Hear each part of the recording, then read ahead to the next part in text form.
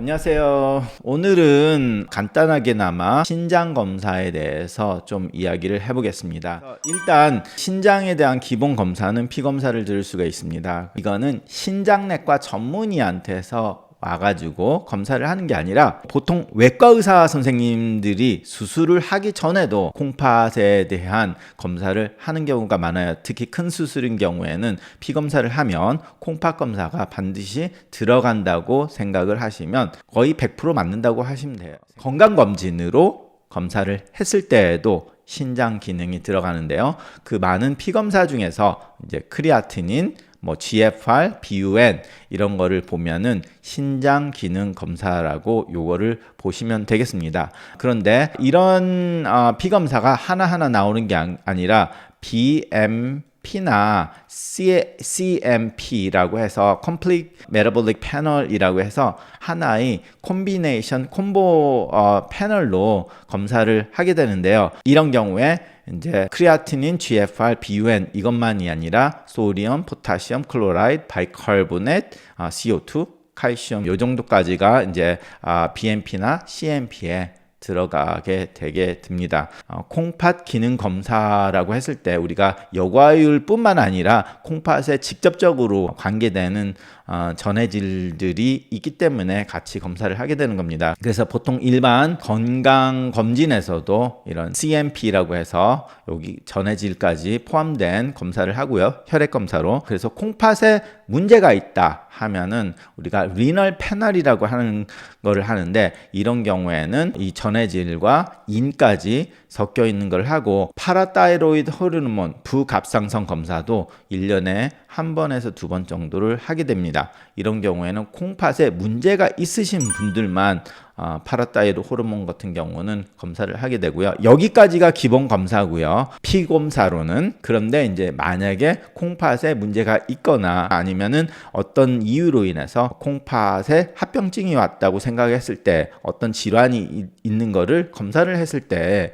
그것에 따라서는 추가적으로 혈액으로 인한 정밀 검사를 하게 됩니다. 그리고 기본적으로 하는 검사 중에서 이제 소변 검사에서 유리나리시스라고 해서 소변 검사를 하고요. 특정하게 이제 콩팥에 문제가 있을 때 특히 이제 병원에서 입원했을 때 급성 신부전이 왔다거나 이럴 때는 유린 마이크로스코피라고 해서 현미경으로 해가지고 소변을 보는 그런 작업을 하기도 하고요. 그래서 보통 유린 아날리시스는 건강검진, 유린 마이크로스코피는 특정 문제가 있을 때 하는 거고요. 그리고 다른 거는 이제 방사선적 검사, 가장 많이 쓰이는 게 초음파를 하고요. 초음파에서 어떤 특정한 문제가 발견됐는데 잘 모르겠다 하면은 CT를 찍거나 MRI를 찍는데 많은 분들이 방사선을 싫으니까 무조건 MRI를 찍어달라고 하시는 그런 분들도 있어요. 그런데 MRI가 좋을 때가 있고 MRI가 더 잘 안 보이고 CT가 더 잘 보이는 그런 질환들이 따로 있기 때문에 무조건 MRI가 좋지는 않습니다. MRI가 시간이 오래 걸리다 보니까 비싼 검사인데 비싸다고 다 좋은 건 아니에요. 거기에 맞는 검사를 하는 거기 때문에 그렇게 하시는 거고, 만약에 여기서 기본 검사는 이 정도로 하는데 특정한 문제가 더 있다면 더 나아가서 이제 콩팥의 조직 검사까지 하게 됩니다. 자, 그래서 이제 유린 마이크로스코피라고 하면 일반적인 외래에서는 자주 하지는 않는데요. 이제 특히 이제 병원에 있을 때 급성신부전이나 갑자기 콩팥에 무리가 온 경우에 그 이유를 더 잘 알아야 되는 경우에 많이 쓰이게 되는데요. 그러면 소변을 넣고 센트리퓨지로 돌린 다음에 이거를 현미경으로 보는 작업을 해서 이제 이런 식으로 이런 모양의 소변에 이제 그 데브리라고 하는 소변에 무슨 피가 나온다거나 아니면 크리스탈이 있거나 어떤 세포들이 보이는지를 확인하는 작업을 하기도 합니다. 그래서 이런 거는 대부분 신장내과 전문의가 하는 거고, 특히 이제 병원에서 더 많이 하게 되는 작업이고요. 외래에서 굉장히 많이 하는 거는 유린 딥스틱으로 해서 소변을 보시면 그거를 딥스틱으로 해서 기계에 돌려서 이제 단백뇨나 혈뇨가 나오는 그런 간단한 검사를 하는데요. 이거를 병원에서 할 수도 있지만 특정한 문제, 만성 질환이 있을 때 특히 단백뇨나 혈뇨를 계속 모니터링을 해야 되시는 분들은 간혹가다 환자들한테 이걸 구입을 해서 검사를 해보라고 하는 경우도 있습니다. 단백뇨가 뭐 예를 들어서 미니멀 체인지 디지즈나 IgA 신증이 있을 때 환자가 확인을 해보고 싶거나 아니면 단백뇨가 굉장히 많이 나올 때 나왔다 안 나왔다 하거나 이럴 때는 환자가 집에서 구입을 해서 이제 하는데, 이거는 제가 특정 브랜드를 프로모션하는 거 아니고요. 그냥 아마존에서 찾아보니까 거의 뭐 한 20불 상당, 2만 원 상당에 하고, 서치 엔진을 돌려보니까 이제 한국에서도 뭐 2만 원에서 3만 원 사이에 소변 검사지를 살 수가 있습니다. 그래서 특히 IgA 신증이나 미니멀 체인지 디지즈 아니면은 FSGS나 뭐 이런 거가 있어서 단백뇨가 만성적으로 나오시는 분들이 간혹가다 단백뇨가 굉장히 많이 나오다가 적게 나오다가 막 이럴 때가 있거든요. 아니면 그 단백뇨에 대한 직접적인 치료를 할 경우에 의사들을 자주 특히 미국에서는 자주 보지 못하게 되다 보니까, 그리고 이제 한국에서도 갑자기 몸이 붓거나 이럴 때 아니면 거품이 난다든지 하면 이런 검사지를 통해서 단백뇨가 나오는지를 확인할 수가 있습니다. 그래서 이런 유린 딥스틱이라고 하는 거는 소변의 농도, 산성도, 단백뇨를 볼 수 있고 당이 나오는지도 볼 수 있고 혈뇨가 나오는지 볼 수 있고 뭐 염증이 나오는지, 방광염 이런 거를 뭐 루코사이드 에스트레이즈나 나이트레이트를 통해서 알 수가 있는데요. 그러다 보니까 특히 여성에서는 방광염이 자주 걸리시는 분들이 있어요. 그러면 굉장히 많죠. 그런 분들이 무조건 방광염이 걸린 느낌이 있다라고 해가지고 병원에 전화를 해서 뭐 항생제를 처방해달라고 하는 경우를 굉장히 많이 보는데, 특히 미국에서는 의사를 보기가 힘들다 보니까 그러다 보면 진료를 안 하고 그렇게 하는 분들을 보긴 했어요. 그러다 보면 어떤 일이 벌어지냐면 항생제 남용이 생기게 됩니다. 그래서 자신이 달고 있는 곳이 의사를 보기가 굉장히 어려운 곳이라면 이런 소변 검사지를 사셔서 검사를 소변에 뭐 찌릿찌릿하거나 아프다 할 때 검사를 해서 그 방광염의 여부를 알 수도 있어요. 검사를 해서 자기가 어느 정도 이렇게 좀 알고 가는 것도 도움이 되지 않을까 생각을 합니다. 완벽한 세상에서는 그런 일이 병원에서 그냥 쉽게 이루어지면 좋은데, 한국에서는 그렇게 되지만 미국에서는 그게 좀 안 되기 때문에 말씀을 드리는 거고요. 그래서 어떻게 그거를 검사를 하냐? 그러면 이런 유린 딥스틱을 사서 요게 생긴 이렇게 테스트 그 스트립이 있는데, 이거를 이제 소변을 봐가지고 그 소변에다 담궜다가 좀 있다가 뺀 다음에 좀 시간이 지나면 이 병에 색깔이 이렇게 있습니다. 그러면 여기서 보면 이제 여기 혈당인데 글루코스와 요 내 테스트지와 요 색깔을 비교를 해보는 거예요. 그러면 요 색깔은 지금 이 색깔하고 똑같죠. 그러면은 여기에는 당이 안 나온다는 거죠. 그런데 만약에 방광염이 있으시다라고 하면 여기 루코사이트라고 하는 게, 만약에 요 테스트지가 지금 이 테스트지 요렇게 생겼는데 그 방향으로 딱 맞춰봤을 때 이 색깔이 여기처럼 딱 이렇게 간다든지 여기에 이렇게 된다든지, 그리고 나이트레이트 바로 있네. 요 색깔도 뭐 요런 색깔로 변했다든지, 그러면 방광염이 있는 겁니다. 이런 식으로 이제 검사를 하고요. 근데 뭐 단백뇨가 나오시는 분들은 여기 단백뇨 요 부분을 보시고, 지금 이 스트립에서는 네게티브는 요 색깔로 나와 있죠. 그런데 만약에 이 색깔이 요 색깔이 아니라 요런 색깔로 보인다. 그러면 지금 여기가 트리파스티브인가? 뭐 이제 이런 식으로 해서 단백뇨가 많이 나온다. 이런 색깔로 이런 색깔이 나오면 굉장히 많이 나오는구나라고 이제 의심을 하고, 만약에 항상 요 색깔 요렇게 투명하거나 이제 요런 노란색이거나 여기에 있다는 분이 갑자기 요런 식으로 색깔이 바뀐다면 바로 병원을 찾으셔야죠. 단백뇨가 갑자기 확 나오는 거니까 특정한 문제가 있어서 그래서 이렇게 환자를 무슨 문제가 있을까 봐 모니터링 하는 경우에도 이런 걸 사서 구입을 해서 검사를 하시는 것도 유용을 합니다. 그래서 IgA 신증이 있으신 분은 이제 피가 나오는지 여기 블러드 요 색깔이 갑자기 요런 색깔로 바뀐다. 자, 그러면은 이제 무슨 문제가 있다고 생각을 할 수가 있겠죠. 그래서 이렇게 하는 것이 이제 유린 딥스틱인데 병원에서도 이거를 쓰기도 하고 집에서 구입을 해서 유용하게 쓸 수 있어서 말씀을 좀 길게 드렸습니다. 자, 그래서 이제 우리가 벌써 이제 제가 약간 임상 사례처럼 말씀을 드렸는데 일반 분들을 이해를 돕기 위해서 임상 사례로 몇 개 제가 준비를 해봤어요. 실제로 제가 이런 분들을 병원에서 보는데 예전 생각을 해서 기억으로 더듬어서 만들어봤는데 이 임상 사례 1번은 69세 남성이 폐렴으로 인해서 응급실에 들어왔는데 폐혈증으로 입원 첫째 날 저혈압이 빠지면서 75에 50 저혈압으로 빠지면서 응급실에서 중환자실로 전원이 돼서 치료를 받았다. 그래가지고 뭐 수액도 받고 혈압을 올리는 약물 치료도 하고 그러다 보니까 그날 밤부터 소변 감소와 크레아티닌이 뭐 0.7 뭐 이 정도로 입원을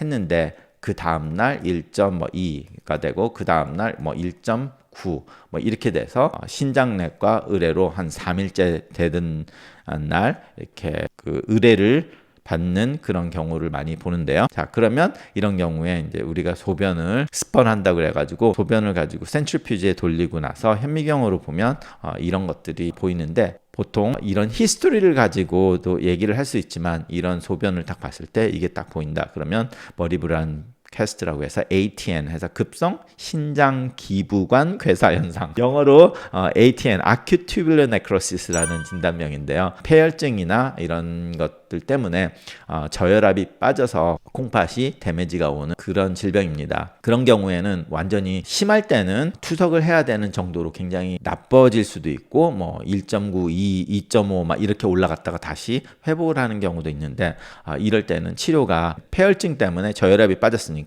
저혈압을 해결을 하고 그래서 수축기를 100 이상으로 유지를 하고 다량의 수액 공급으로 혈관 확장을 시켜줘야 되는데 가끔가다 저희들이 병원에서 보면 수액 공급을 되게 적게 하고 프레서라는 약으로만 하다 보면 콩팥에 무리가 더 오게 됩니다. 그래서 이제 그런 폐혈증에서 이런 환자의 관리를 이제 신장내과에서 좀 더 조언을 해주기도 하고요. 제가 이제 한인타운에 와가지고 좀 안타깝게 본 한두 번이 아니라 좀 여러 번 일어나지 말아야 되는 경우인데 콩팥이 벌써 망가지고 있는 분한테 젠타마이신하고 소염제를 같이 주는 그런 치료를 감기 치료나 뭐 폐렴 치료 뭐를 한다고 해서 젠타마이신과 소염제를 주시는 분을 봤어요. 가끔가다 감기가 걸렸거나 이럴 때 이런 항생제와 특히 항생제가 여러 가지 종류가 있는데 특히 아미노글리코사이드라는 종류의 뭐 젠타마이신이라는 이런 약은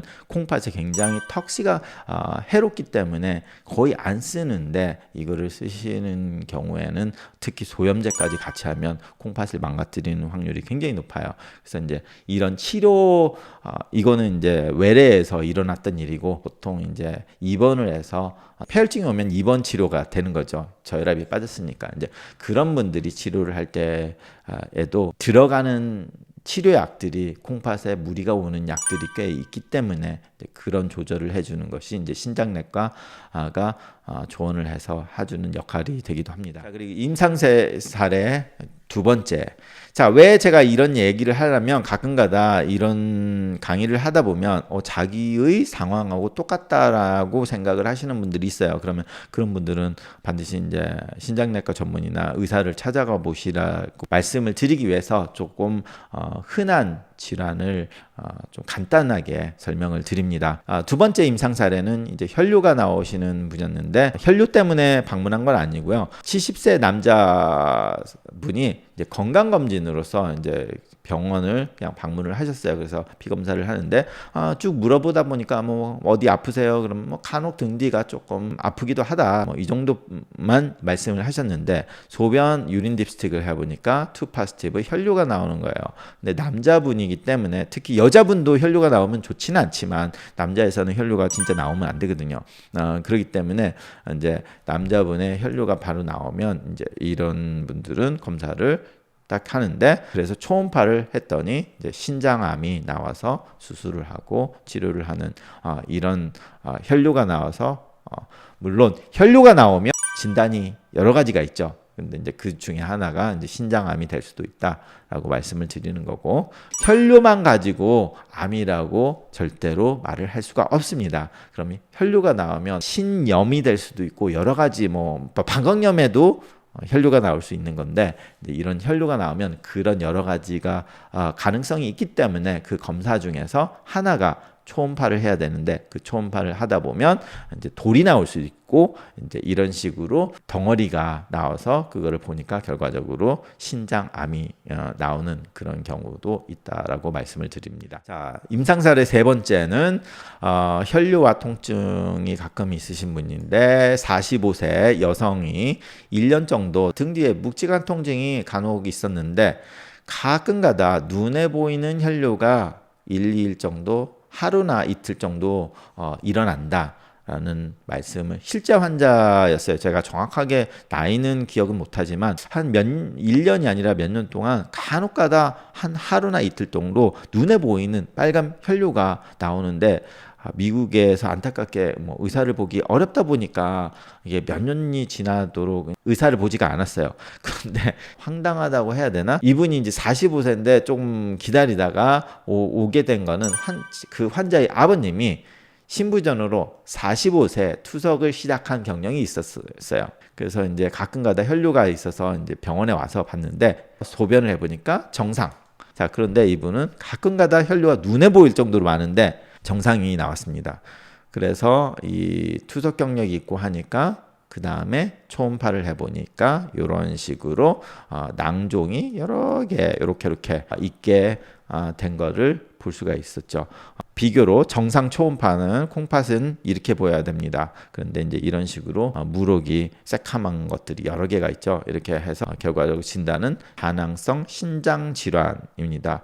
그래서 이런 다낭성 신장 질환은 유전적인 측면이 굉장히 많기 때문에 아버지가 45세 때 투석 경력, 특히 이제 많은 경우에 유전적으로 되는 폴리시스틱 키드니 디지즈, 오로소멀 도미넌 폴리시스틱 키드니 디지즈라고 하는 그런 질병인 경우에는 굉장히 유전성이 강한데 어느 정도냐면 꼭 다 그런 건 아니지만 자신의 아버지가 45세대 때 투석을 하게 됐다면 그 자녀들이 20대에 초음파를 해보면 대부분 물혹이 벌써 보이기 시작하고 그 자녀들도 45세 정도가 되면 투석을 하게 되는 가능성이 높을 정도로 유전력이 좀 많이 나오게 되는 병입니다. 그래서 이 다낭성 신장병에 대해서는 제가 2019년에 강의한 거 있으니까 뭐 좀 더 자세한 거는 그거를 보시고요.